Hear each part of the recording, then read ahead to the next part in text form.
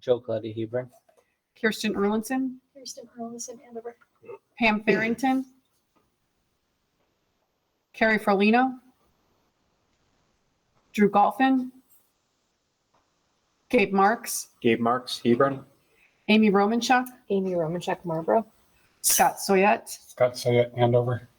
Brianna Adupoku, she's not coming tonight. Okay. And Heather Summer from Hebron. If we could all stand for the Pledge of Allegiance. I pledge allegiance to the flag of the United States of America and to the republic for which it stands, one nation, under God, indivisible, with liberty and justice for all.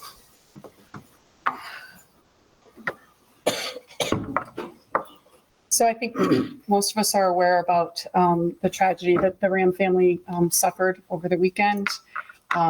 Eric Brooker, who was a freshman, passed away in a motorbike accident. And earlier in the week, we also lost a 2024 graduate. So if we could just take a moment of silence.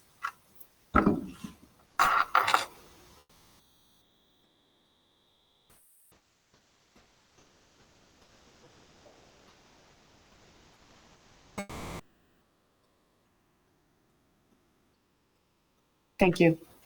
So I just want to thank you, Heather, for starting off the meeting with a moment of silence to recognize Eric and our recent graduate. And certainly it's been some tragic events. It's been a difficult day for RHAM students and staff. The losses are being felt across our school community. I just want to let the board know and the public know, obviously, we remain focused on ensuring that students and staff have the support that they need in order to be successful and in order to make sure that they can keep doing what they need to do for students. And I also just want to make sure I, again, reiterate the importance if families are feeling like their students need additional support, we are fully prepared to provide that support. And to that end, I just want to thank the teachers and the staff and the administrative team, our partners at RHAM, Youth and Family Services, for the support that they provided to students and each other today. It was a very, very difficult day. We got through it, but we got through it because of the people who were here to help us get through it. And I know it's not over. We're going to continue to struggle, but I appreciate everything that people did. So just wanted to say that. I appreciate it. Okay, that brings us to public comment. Hebron, Andover, and Marlboro community engagement and attendance at board public meetings is welcomed.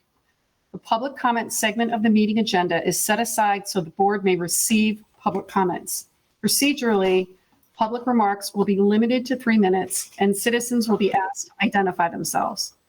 Because the board is limited by the Freedom of Information Act to discussing only matters on the agenda, the board is not permitted to engage in a discussion of the comments presented. I've asked Gabe Marks to be the timekeeper for public comment. Is there anybody that would like to make public comment? Aaron Edberg, Andover, Connecticut. Go ahead. So my name is Aaron Edberg. My friends call me Kay. As a recently separated employee and taxpayer, I've decided to join this meeting as well as future meetings to speak. I further will be creating a Facebook page so the public can begin to understand the waste that I see day in and day out during my time at RHAM. I believe since COVID, the general public, parents, and community have lost interest in what has become a runaway train of spending by the colossal failure of a board and the superintendent to the tune of millions of dollars. Families are struggling. Where is the humanity? Today, I am asking why, when I spent countless days performing maintenance tasks in the main office of the high school, I watched secretaries on the phone for hours, why we needed to bilk the taxpayers for 4 more new security guards. Are the secretaries too busy to answer the intercom? Where's the oversight? When some of their phone calls ended, they would say, I'm going to lunch. This was day after day, not just one day. I was in there changing light fixtures for weeks at a time. Our solution to mismanagement is to hire more people. And why has $40,000 slipped out the door under everyone's nose, but our business manager has time to worry about other schools' lunch programs? Let's stop our bleeding first. Why did we need a second full-time middle school receptionist all summer when the one we have spends 50% of her time running around playing interior decorator? I believe we need to reignite the public interest in attending these meetings and asking these questions. As a taxpayer, I plan on doing just that.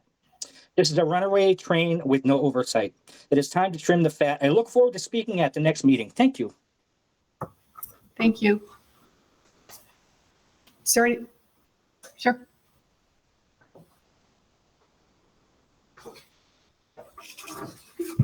Ethan Spinell. Is it on? Oh, all right. 22 Rivendell Road.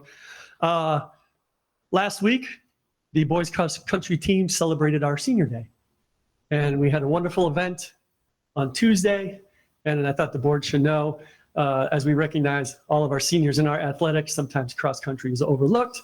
However, we had an earlier than usual senior day because we only have one meet at home this year. And our usual tradition is to celebrate that last home meet as our senior day. It was a great event after the meet. We had parents and grandparents and aunt and uncles up there to celebrate our 5 seniors. I do need to thank the parents, all the parents, for helping organize the food and making sure it got there on time while I was running around trying to organize the meet. I need to thank Tim Landry, who helps me pick out gifts for kids in the school store. I pay him for them. Don't worry, they're not donations. And I do need to thank Eileen Lestrina, one of the manufacturing teachers, who helps me personalize the gifts just by lettering their names on each of them. She really gives her own time to help me do that each year. So I want to recognize that. But overall, it was a great day. We have a long season ahead of us, and I just thought the board should know that it was a really wonderful event. So thank you. Thank you. Anybody else have public comment?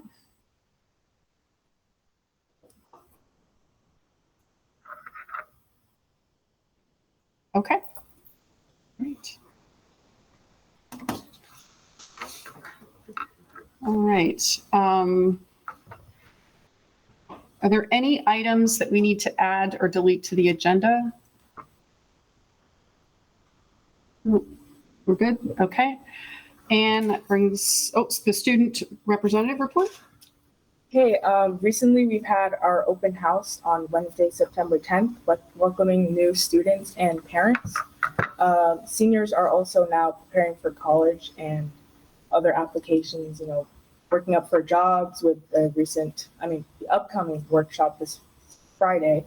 And we've had our sports start up again, cross country, girls and boys soccer, our girls volleyball team, and our football team. Volleyball and soccer both played games today, and last Friday we had our boys football team play an away game in Rhode Island last Friday. Okay, great, thank you. And so the board chair report, I was able to attend the convocation, which I've done in the past. I really like it. It's a lot of fun. There was a really great video that was really enjoyable. The service teachers received their service awards during it. We also, Con will speak about a little bit later, had 2 new awards this year that he'll go into detail on. It was really great. I know it's in the middle of the day or the beginning of the day, and it's hard for some board members to get there, but if you ever have the opportunity to go, it's well worth it. Went to the open house. This is the beginning of my lasts, so that would be my last open house for my kids. We followed the student schedule. Little flashback with the bells ringing and having to get up and find the next classroom.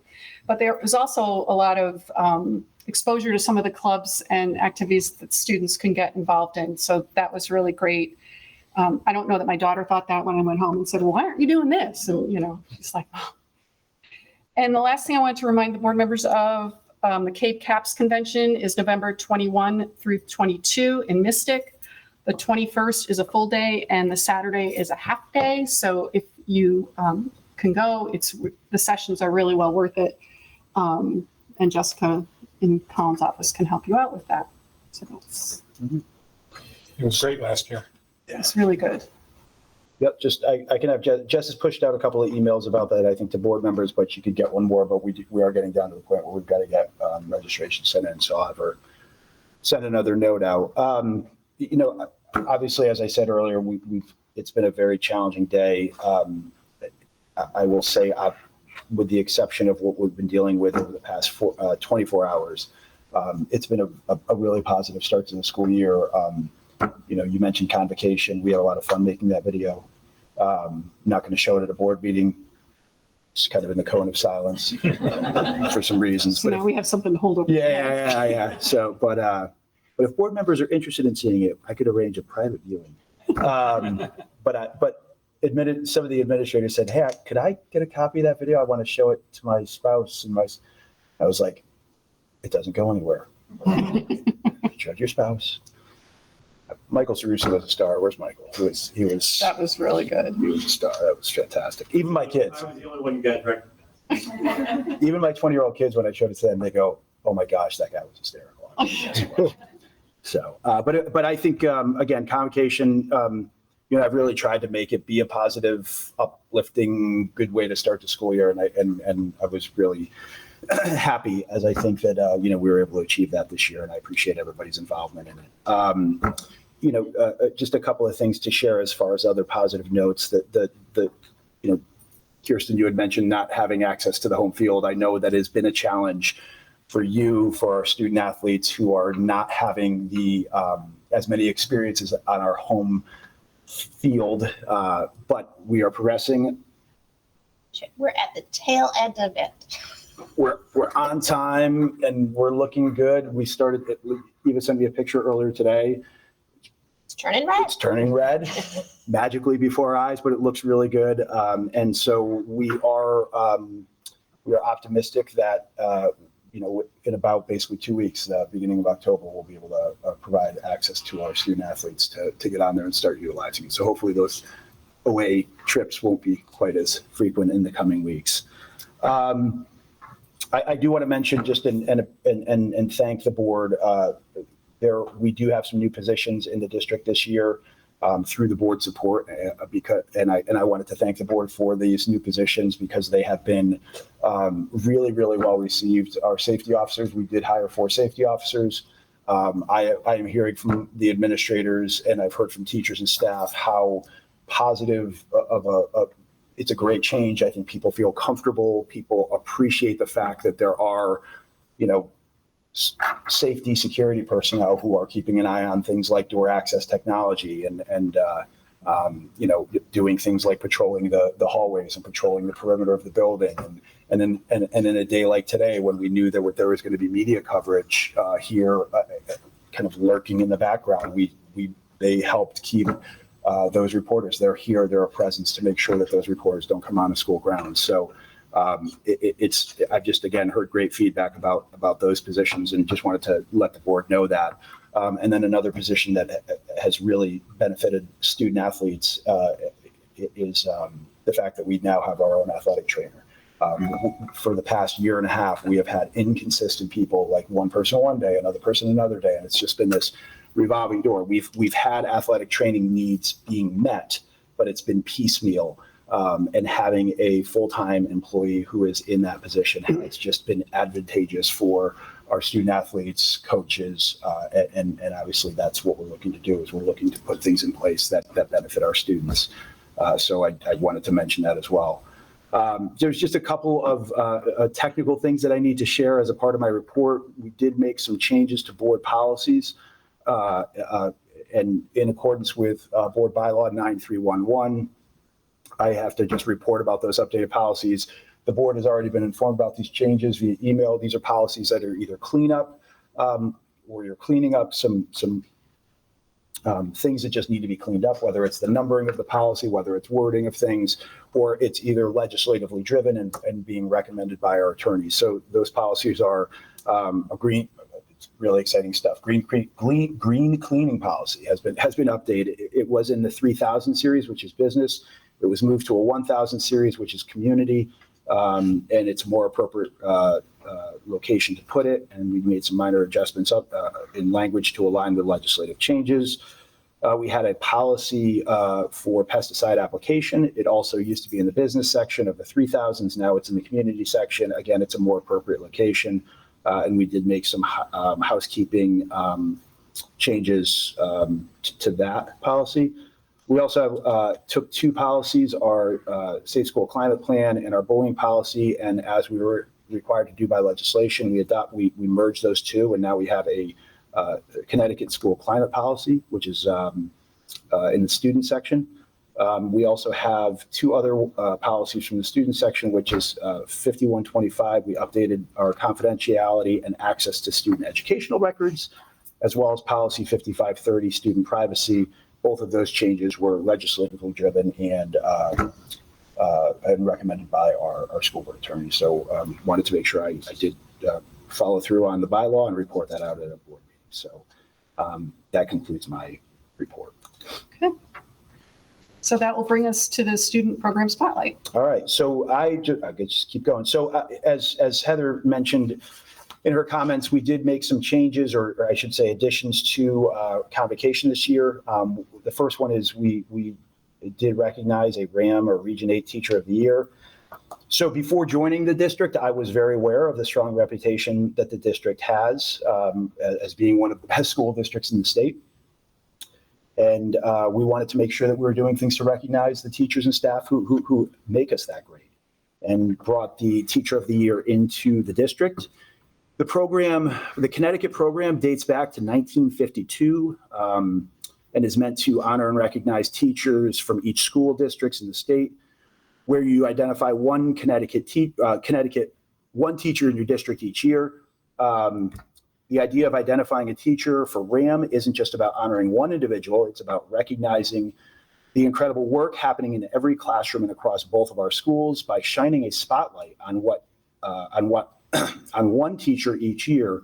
We're really celebrating the profession as a whole, the collective effort, creativity, and commitment that define our district. My hope is that this recognition will serve as a reminder to all of us that the work we do matters, it is valued, and it makes a lasting impact on student lives.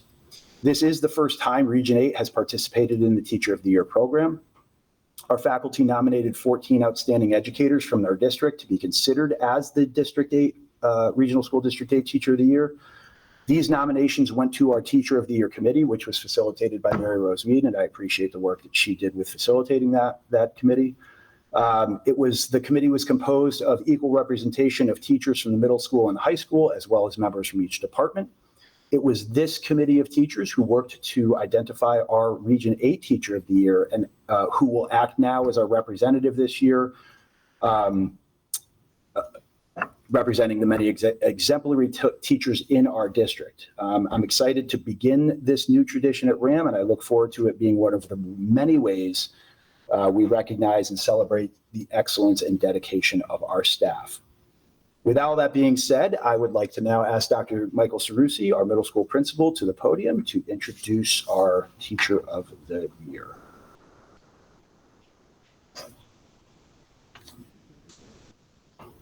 I'll maybe shorten my speech. There's about 5 pages. I suggested. So I have the distinct honor of introducing Region 8's first Teacher of the Year award recipient this evening. Our RHAM Teacher of the Year has been in the district for quite some time. I have always been impressed with him since I started here 17 years ago. What impressed me the most is how this person is able to build a strong rapport with his students, and is often the teacher they turn to for support and guidance when needed. Students frequently have commented to me and others how much they enjoy his class, finding it both interesting and challenging. He is a person who has forged strong ties to the school community and consistently goes above and beyond for his students, for us, and the community at large. Colleagues have noted that the Veterans Day program at RHAM Middle School wouldn't happen without this person. He brings home the importance of the service of veterans to every student and staff member. More importantly, it's a day that veterans feel valued and heard, and it's coming up, I believe, on November 10th. He has received many accolades from his work, but most importantly, he is recognized as having a kind and compassionate soul. He is always willing to help others when needed. For over 25 years, this person has been and continues to be an extremely dedicated and respected educator and individual.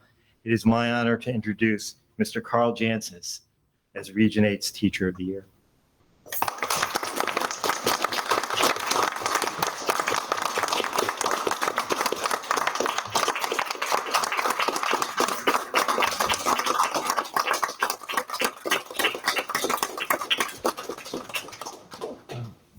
Thank you. I'll try to keep it short, which is not my strong suit as a social studies teacher. One of the things that we think about as educators is the idea that it's a calling. Much like nurses and military personnel, and usually I'll follow that up with a snarky comment about why we don't get paid enough because people call it a calling. But today was one of those moments where you see that. I saw a lot of teachers who were struggling with the loss of a student. And, you see it behind the scenes when we're in the teacher's lounge and we're talking. And the ability of the teachers to support one another, and then for those teachers to go out and support students, even though they themselves are in pain, was one of those clear shining moments where you don't understand the depth of the love that these teachers have for their job and for their students until a moment like this happens. So even in the midst of tragedy, I saw some wonderful moments of love and compassion from this staff. And I know as a board, you don't often get to see the trenches of the teachers. If I have anything else to say, it's just that you have a staff here that is amazing. So we appreciate every support that you give us. Thank you.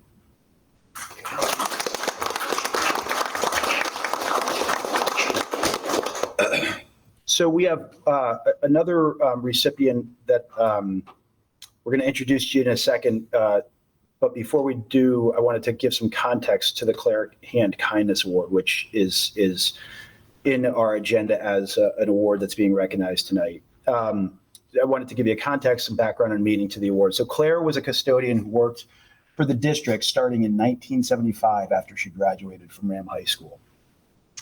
She was very well known for showing her kindness to everyone that she encountered each day when she came to work. Our teachers and staff could attest to the fact that she used to come in sometimes a couple hours early before she actually started her shift, and she would circulate and visit everybody and just check in and say hi and how you doing, and just spreading her kindness everywhere she went. When she retired last year, I had intended, my plan was to actually, she retired in the middle of the school year, and my plan was to invite her to this year's convocation so that we could all show her our love and appreciation for the contribution she made to the district, as well as for that kindness that she showed. But unfortunately, Claire passed away unexpectedly last spring, shortly after her retirement. Even with her passing, I felt it was important to recognize her at convocation and to keep her legacy alive, her kindness legacy alive in the district. And to that end, we decided to create an annual award to recognize a member of the RHAM staff who displays the kindness that Claire was known for. So the recipients of this award will embody traits such as empathy, patience, helpfulness, positivity, graciousness, fairness, and humility, to name a few. Their kindness is not occasional or situational, but rather a constant presence that lifts morale, builds trust, and simply demonstrates kindness to everyone that they encounter. And I think, again, people who are here that know Claire, that's who she was and that's what she was about.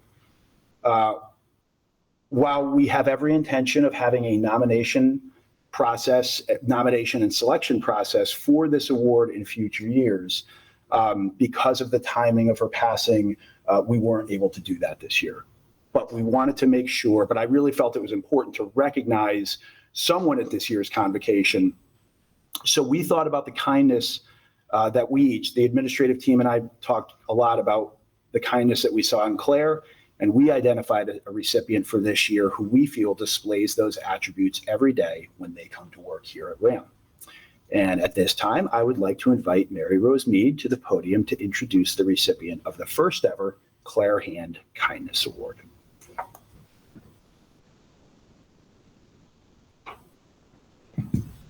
Good evening. Claire was one of the first people to welcome me to the RHAM family when I was a young teacher in the 90s. And that is what we are. We are a family. And Heather, I appreciate you using that word because it is what makes RAM a very special place, and it's what makes days like today very bearable. It was my honor to be able to present the first Claire Hand Kindness Award at our convocation to Eduardo Mateo, an individual who, like Claire, always seeks to help wherever he can. He genuinely cares about people around him. He checks in to see how we're doing. And when he asks how you are doing, he genuinely listens and cares about your answer. And he listens always with empathy and with kindness. He also shares his humanity and his joys and his sorrows with a trust that is at the heart of our family. He's filled numerous roles, and like Claire, he doesn't seek attention or commendation. He just steps up and steps in to make all of our paths smoother. For this reason, he was selected as the first recipient for the Claire Hand Kindness Award. Congratulations, Eduardo. Please stand and be recognized by the Board of Education.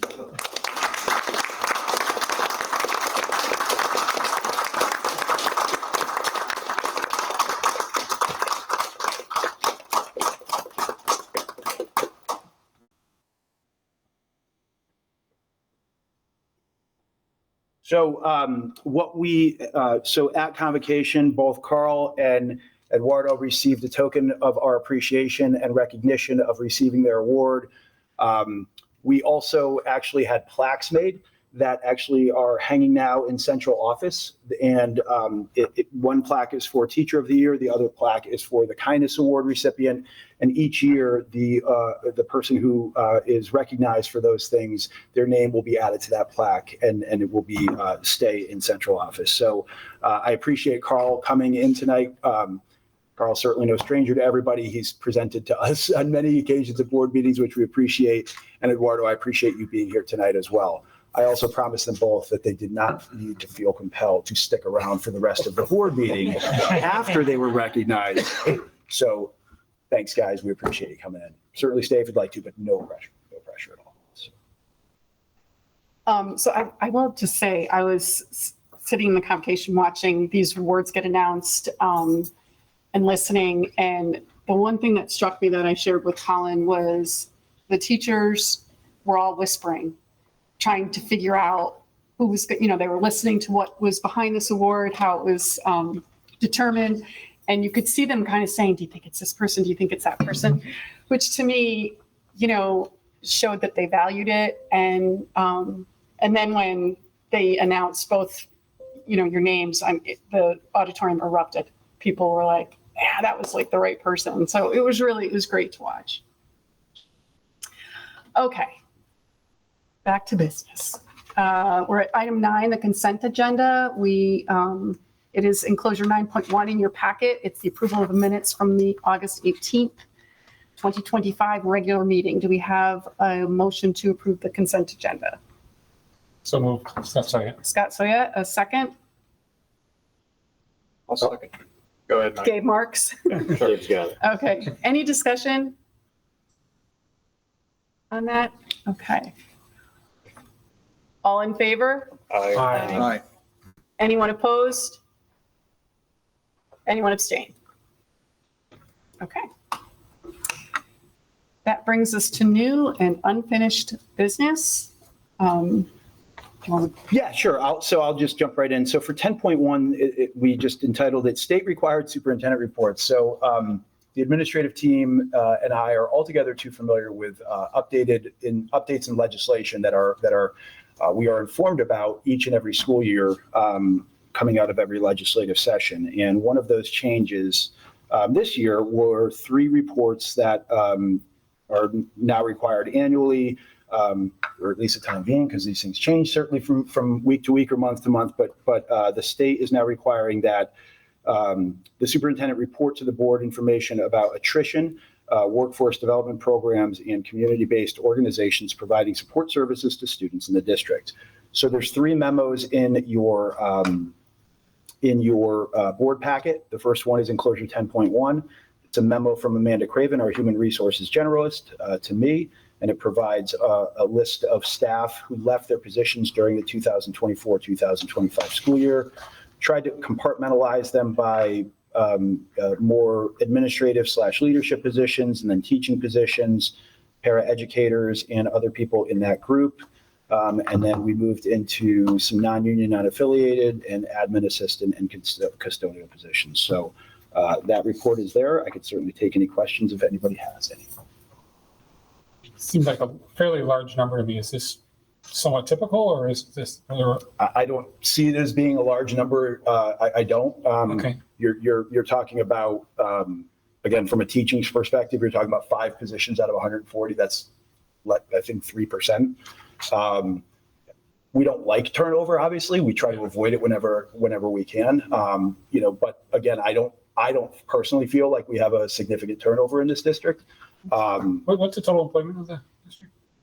I can tell you that teachers is 100, well, as of last year, because I got these numbers earlier today, 140 teachers and 41 paraeducator positions were in the district last year. There were some clerical positions, but again, just those are the 2 largest groups. I can give you the specific amount, inclusive of paraeducators and non-union, non-affiliated, and clerical staff and custodial staff. I can certainly provide that to the board. Mostly just curious. Sure. Okay, wanna go on to the Sure. I will go on to the next one. The next one is 10.1B. This is information about our workforce development programs. The memo that I provided, it has a high level of detail. I won't read. Everybody here is capable of reading, and I certainly won't reread them. When we looked at the language of what was required to be reported out on, where we landed was really we have 2 programs that I would qualify as workforce development programs. The first one is our work experience program that's designed to help students with disabilities gain employable skills like confidence, real world exposure to jobs. We have job coaches go out into programs where where the students are working and support them so that they can learn some skills that make them employable. And it's a great program. On average, about 8 to 10 students per year participate in this program. It's really rewarding. There's a lot of local businesses that support this program. We have CVS, we have Colebrook Village, things like Flower Girl, Gina Marie's, AHM Youth and Family Services, Kinderama here at RHAM. So it's a great program for our students who are involved with it. And the second one is our Manufacturing for Industry course, which is a part of our Youth Manufacturing Pipeline Initiative. It's a 2-class course, so it's only taught 1 semester of the year. It's taught second semester, but it's a double period, so it actually counts as a full year credit. And essentially, again, it really is designed to build the skills and abilities for students to leave the program and have employable skills working in the manufacturing field. It's a great program, and we're super proud of it here. So I can certainly happily try to take any questions. We have about 13 students who signed up to take the class next semester. So I can certainly take any questions. Not hearing any, I'll move on to the last one. So the last one is community-based organizations providing support services to the students in the district. This is an important partnership that we have today. Is clearly demonstrates the importance of that partnership, and it's with AHM Youth and Family Services. In the wake of getting a phone call last night from Penny about the tragedy that happened yesterday, I spoke to the administrative team. I spoke to Penny. I spoke to Christine Hartwig, Michael Cerrusi. My next phone call was to Tressa Giordano from AHM. And she said, and she was driving home on the Merritt Parkway, coming home from Long Island. It was 10 o'clock at night. And she said, I'll be there at 6:45 tomorrow morning to be a part of the meeting. They provide tremendous services outside, obviously, of things like that, in helping out with dealing with crises that take place in the district. They also provide staffing that work. We have a counselor that works in the middle school, a counselor that works in the high school. They do a ton of programs for our students, and which are incredibly beneficial to them. So AHM is the community-based organization that provides the supports to our students. I will happily take any questions if people have any. If not, I have fulfilled my state required reports for this month. All right. That brings us to 10.2, discussion related to bonding timeline and proposed projects. It's again, enclosure 10.2 in your packet. So I'll start off, and then I would certainly invite, Mike, if you'd like to jump in and kind of provide some context. And, we had a meeting a couple of weeks ago. We had a joint finance and facilities subcommittee meeting. During last budget season and in the previous budget season and the previous budget season, I have talked each year that I've been here about the fact that we are, each year we're getting closer and closer to the need to look at making some significant investments in the districts with regards to facilities and infrastructure. And we continue to get closer to that. And really achieving what we need to achieve in the time period that we're going to have, that we're going to need to get those things done. We really are not going to have a choice other than bonding out projects and to finance those projects. And so during the summer, Eva was great and arranged a meeting with representatives from Unistat. It is a company that helps school districts and municipalities go through the bonding process. They kind of give timelines, and they support school districts going through that process. The other side of the process is working with legal representation who has a strong understanding of it and making sure that we dot every I and cross every T from a legal perspective, because it is a very spelled out prescriptive process that we have to go through, and we can't make any missteps when we're going through that process. The first few pages of enclosure 10.1 is a document that was provided to us by Unistat that really could be applicable to any year. It provides a timeline of kind of the steps that would need to be taken and the approximate timeline when they would need to be taken in. So you could see, again, I'm not going to read the entire document, but you can see it spells out, what we would need to do, in a meeting in January.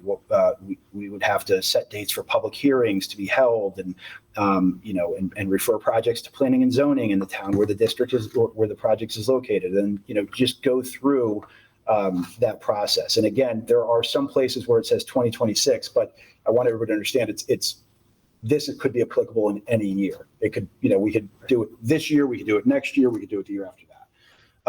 It spells out that timeline.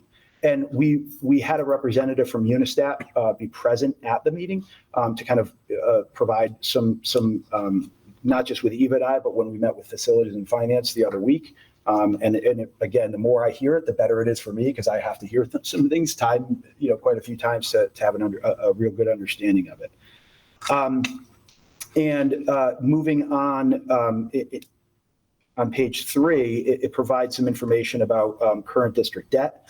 An important context to have when we consider the bonding process is when we will have our debt paid off from the construction project for the high school. And I think that's at the end of, not this year, but the end of next year. There you go. Next, yeah. So that's at the end of 2027. And that's an important component to think about because,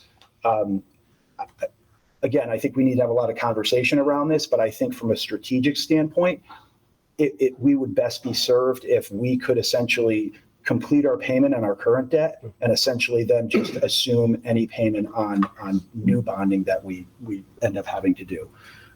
That I think is a more seamless way to do it from a budgeting perspective. That way we don't have a dip in our budget and then a spike in our budget a year or two later if we delay the bonding process. I think that's something that we need to think about. And then the last page of that enclosure is just some proposed bonding projects. One of the things that I will point out, but I'm sure that board members noted it when they looked at their packet, is there are not dollar amounts associated with these projects, because we would have to go through a process of having these projects costed out by us. They actually have organizations and companies that are, I think they're called cost estimators, and we would have to secure their services and say to them, we need you to give us cost estimates for these because.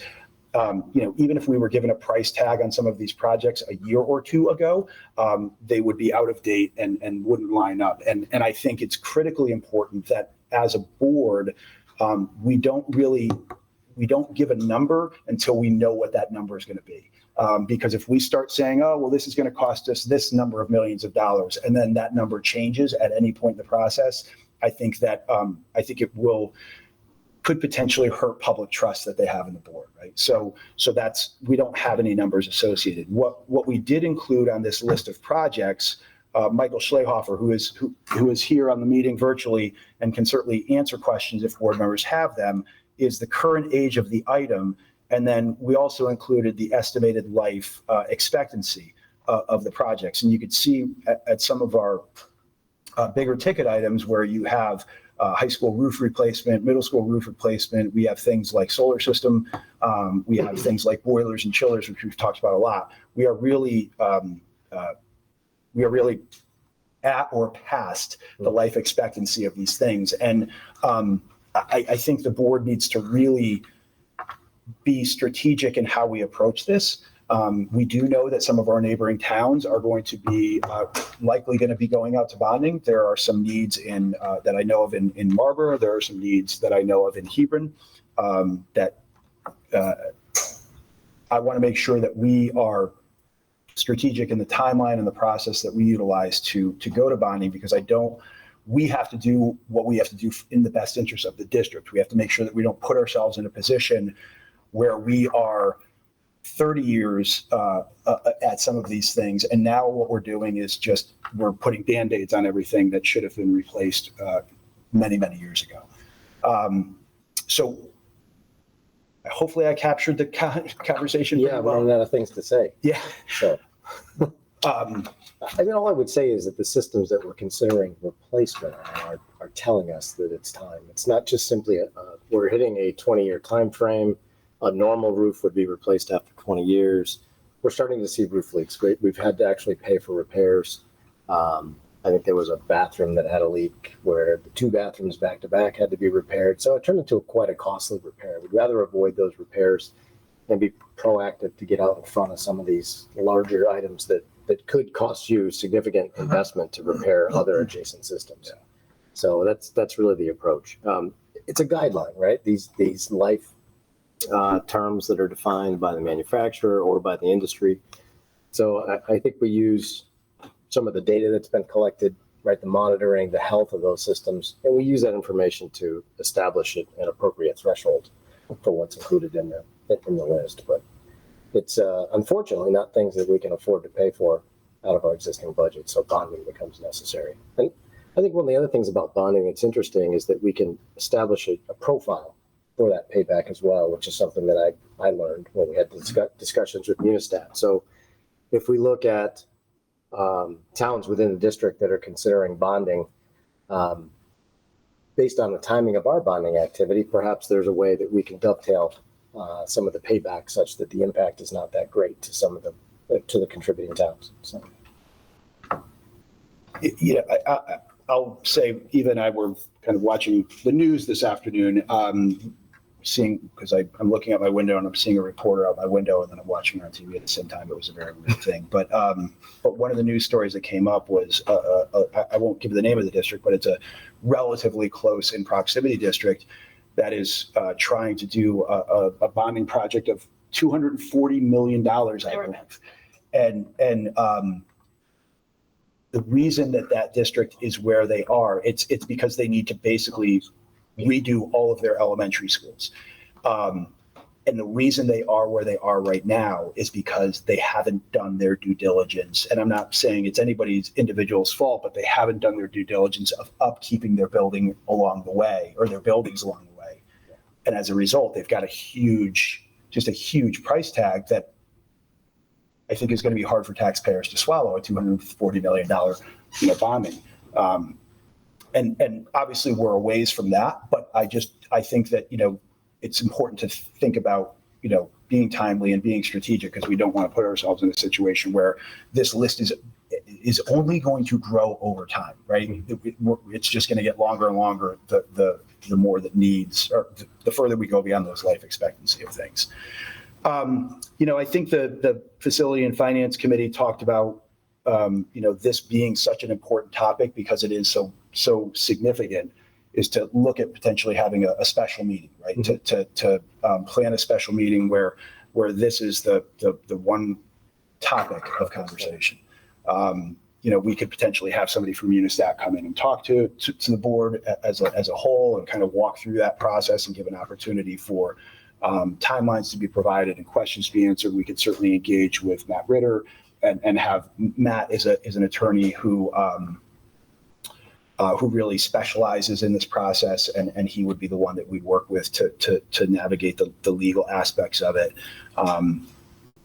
That is something that we as a combined facilities finance subgroup said this is probably the next step, because obviously this is an agenda item for a board meeting with a lot of other agenda items, but really it's important that there's just some focused conversation on that. That's I think what we are going to be looking to try to accomplish as a next step with regards to the bonding process. It's a lot to digest, so.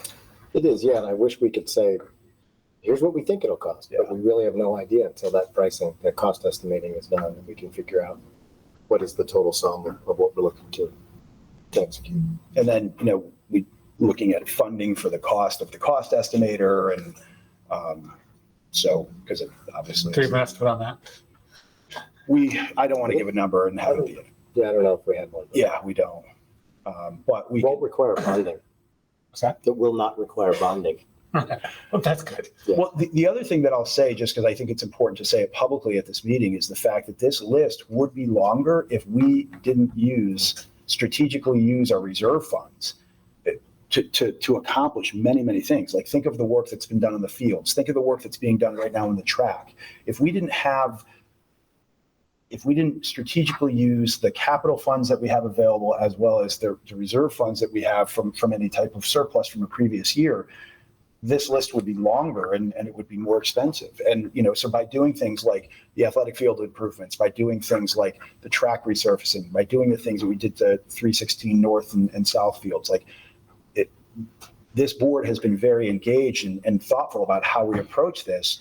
And even one of the things that we had thought about, and I won't even say, I don't know if it's on there or not, is we talked last year about the need to address the loading dock. And I talked about how in such disrepair it is. That might be on this list. Yeah, it is on the list. Yeah. But if we address it this year, then it goes off, right? So and we'll continue to try to do things because we can't delay things like that. So certainly take any questions for either Eva, myself, Michael Schleihofer is attending virtually if anybody has. There's a few things on here that are 23 years, 40-year life expectancy. Are those things that we are seeing real problems with? I think one of them was that stairwell,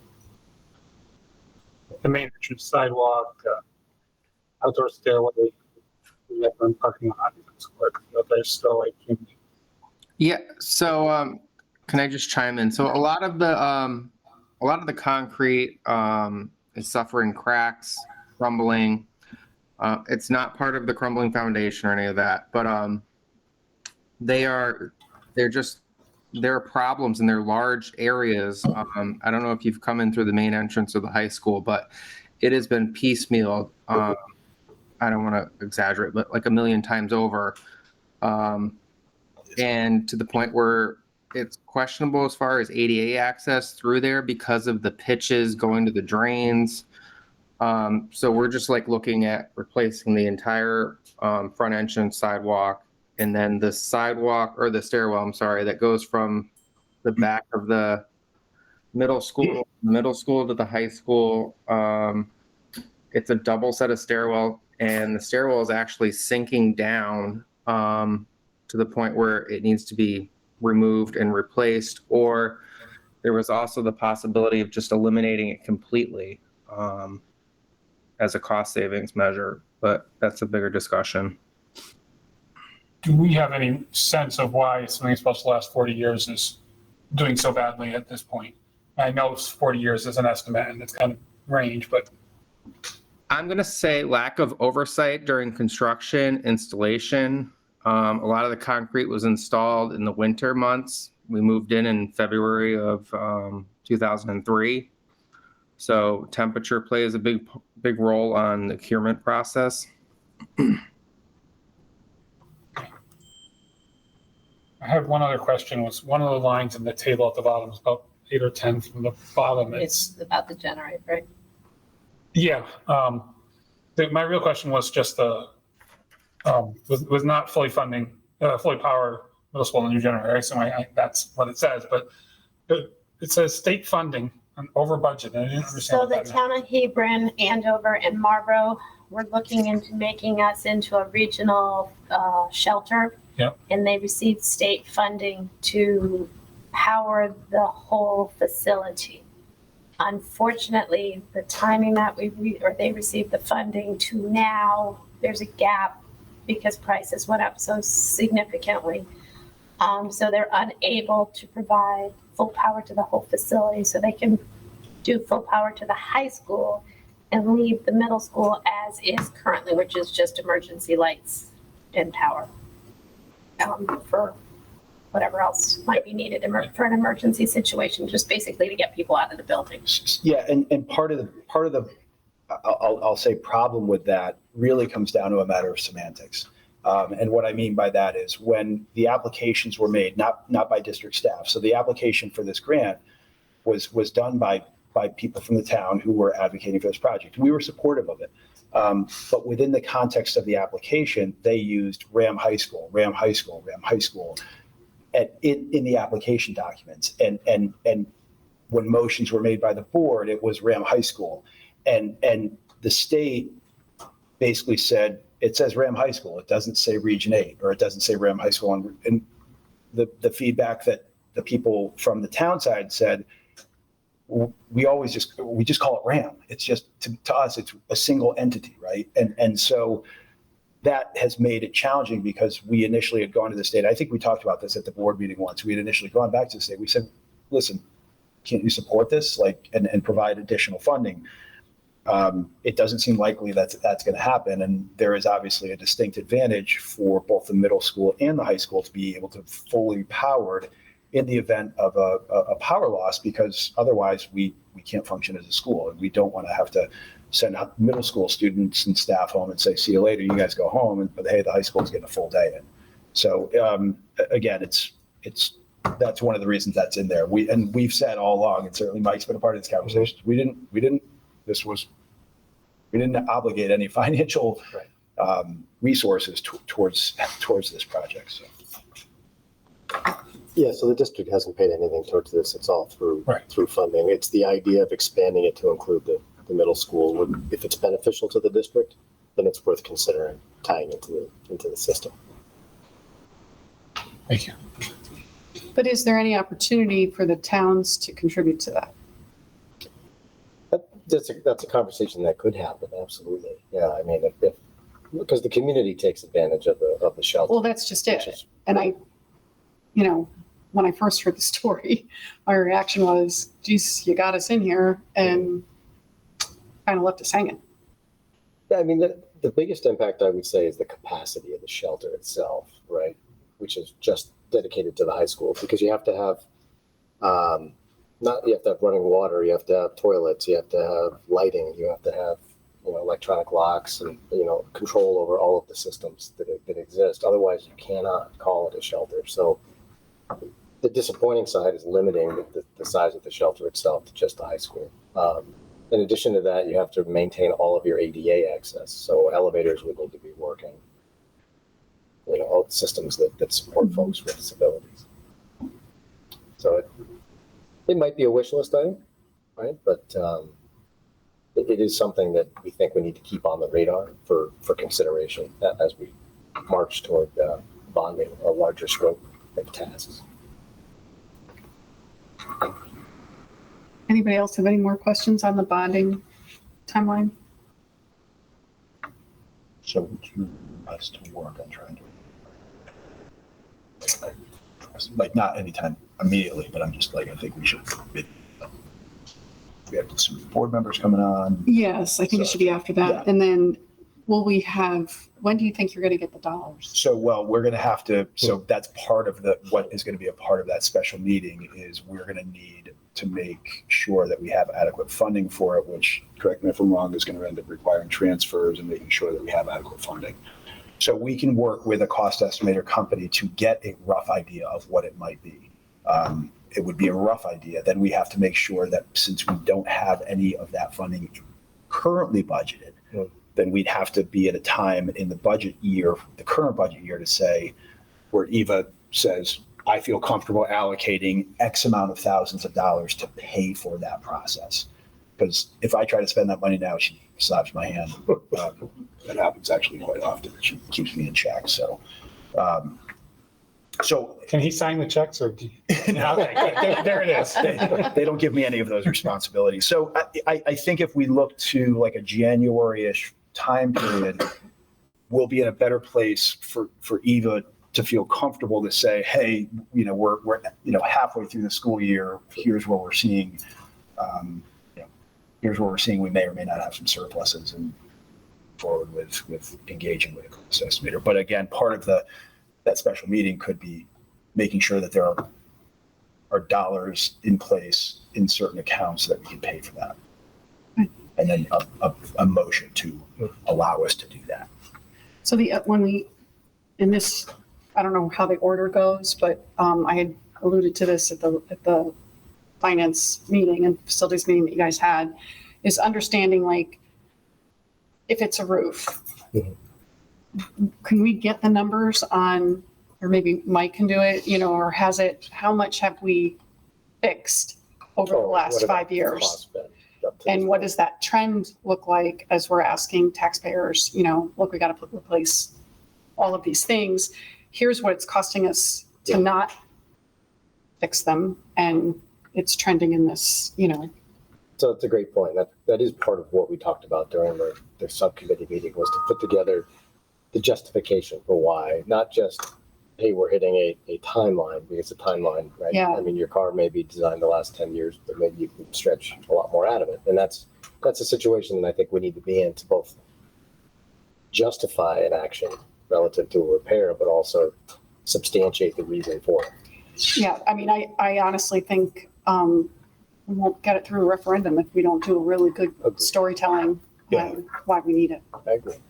Yeah, I think, and we talked about this at the meeting, is, making sure that people have a very clear understanding. This turns into a marketing campaign, right? It's making sure that people have that clear understanding of the reasons why we need to do this.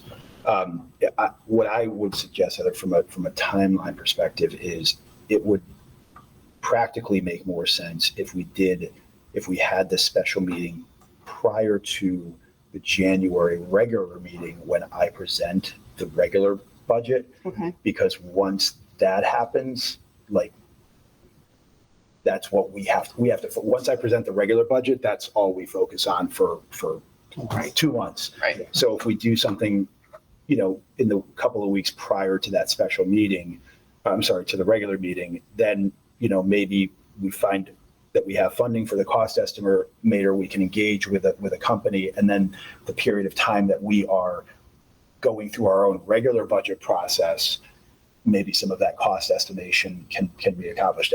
I have no idea if the timeline of that is even feasible, but like in a perfect world scenario, that might play out, and then we get through our own budget process and we can come back and visit that. And then we'll actually have some of that information maybe as we go through our regular budget process. Okay. All right. All right. That brings us, anybody have anything else before I rush on? 10.3 is the discussion and possible action related to the RHAM Administrative Association contract. It's enclosure 10.3 in your packet. Do we have a motion to approve the 2026 to 2029 contract between the Regional School District 8 Board of Education and the RHAM Administrators Association? I'll make the motion. Joe Coletti. A second? I'll second. Amy Romanchuk? And any other discussion on the contract?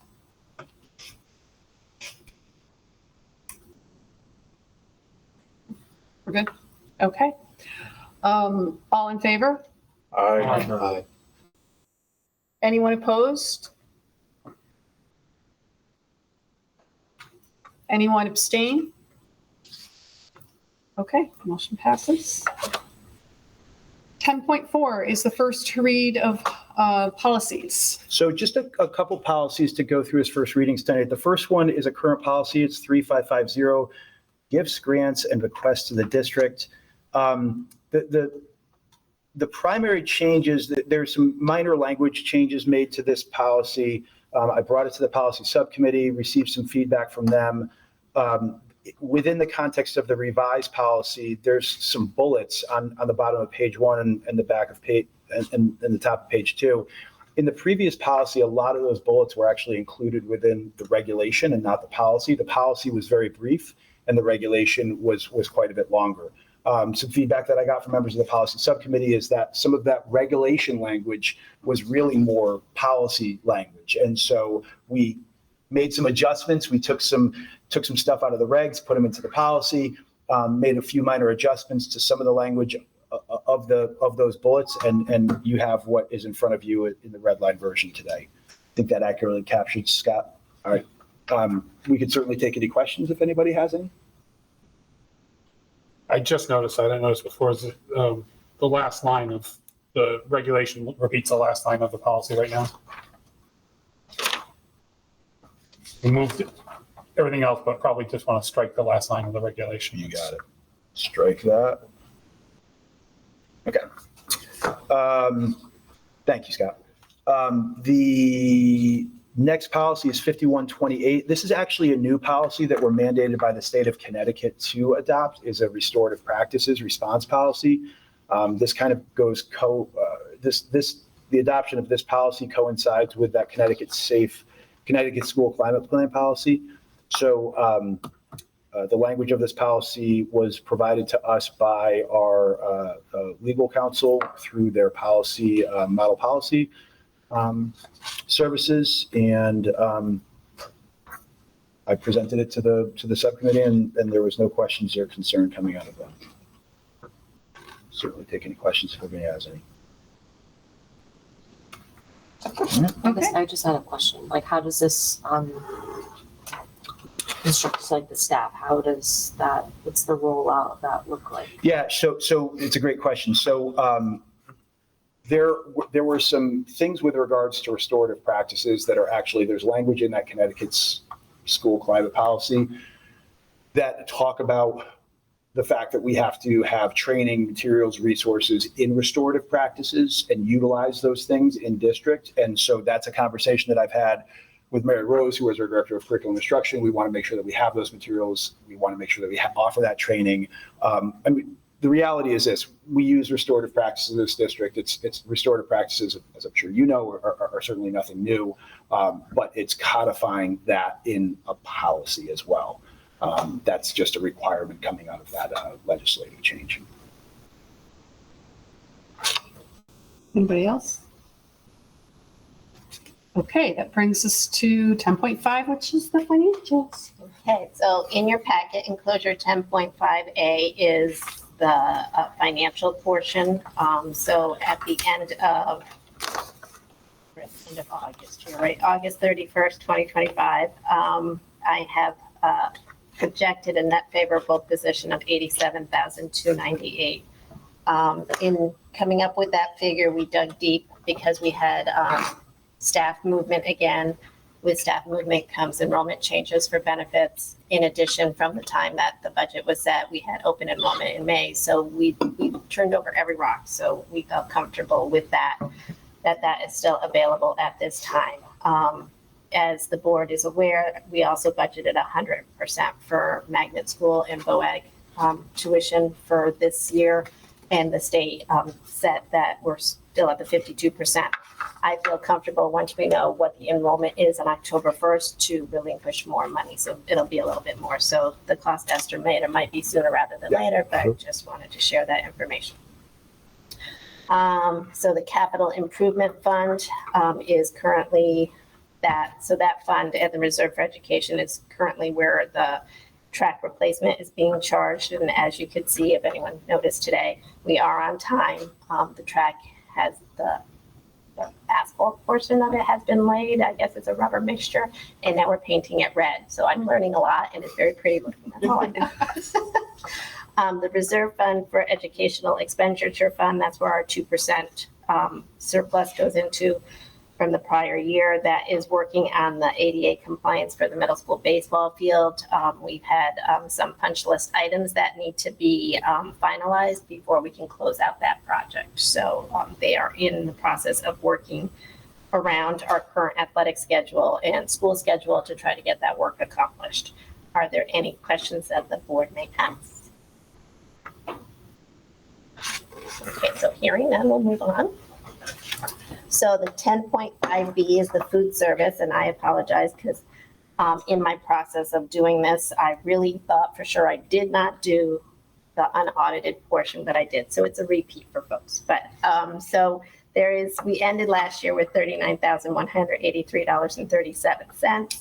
On August 11th, we entered into a new contract with our new vendor, which is Chartwell's for this school year. We are also in the inter-school agreement with Marlboro Elementary School for this school year. And we also implemented a new point of service system. As part of this point of service system, we are supposed to be able to accept online payments for our families, students, and staff can upload money into that. Unfortunately, that portion is still on hold as we're working out some minor hiccups to get it implemented. We did serve meals on August 27th for the middle school, for the elementary school only, August 28th and 29th for the RHAM section of this report. We're still in the process of having our application. We have to apply every year to make sure that all our ducks are in a row before we can enter the claims. And that is still in the process of being reviewed by the state. And once that is finalized, hopefully before the end of the September, so that we can start entering our claims for September and August so that we can start getting the reimbursement from the federal government through the state. Are there any questions that the board may have at this time? How's the transition in vendors going? So it's different. It's just little hiccups in getting used to our facility because the main staff has been here, but it's the new leadership. So it's just, and they have different vendors that supply our food and or whatever else we need. So it's just getting on the right time frame to get everything in place. I think as with any transition, there are bumps along the way. Yeah, and you expect some. we're hitting bumps. Nothing that I don't feel is insurmountable at this point. I think it'll even out. Yeah. When's the payment system supposed to be online now?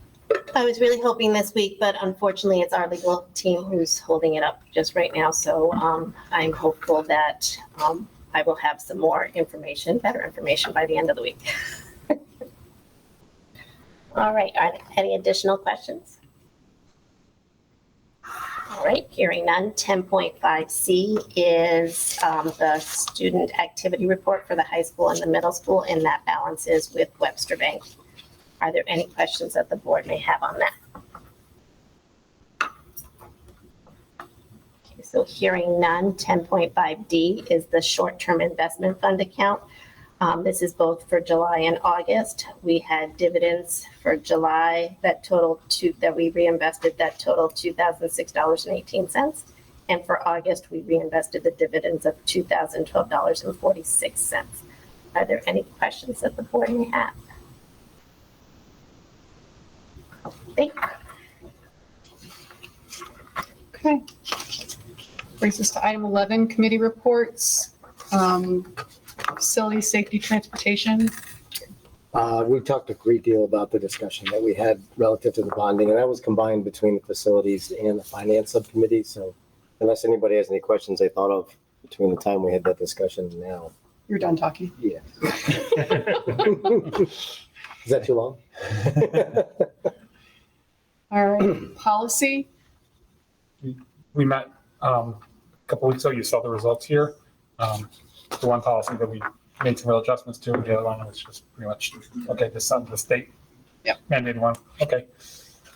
But we are getting to the end of the big overall review, and they're always going to make changes. there was always going to be new changes, but getting through that, hopefully every decade or two process of revamping everything. It's almost done. Okay, program and communication. We did not meet in September. And then Carrie is on, she's a facilitator for CABE. But she was the one who asked me to remind everybody about the conference. Calendar, informational items. Yeah, so there's, two enclosures, 12.1A and 12.1B. It shows you different events that are taking place at both the high school and the middle school. As Brianna said in her remarks, we've got athletics that are kicking up, which is fantastic. We've got dances that are kicking up, which, are fun, depending on your perspective. Saw some rolling of the eyes there.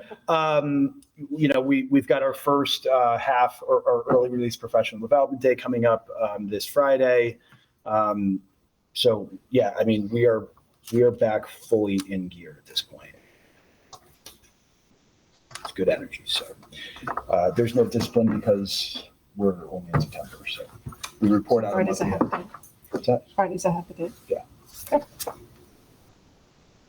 Right. All right. So item 15 is we are going to go into executive session to discuss the superintendent's evaluation. So do we have a motion to enter into executive session for the purpose of discussing the superintendent's evaluation? Further move to invite the superintendent, Colin McNamara, into the executive session. So Gabe Marks. Second.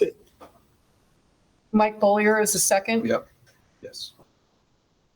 All in favor? Aye. Anyone opposed? Anyone abstain? Okay, thank you. Thank you, everybody.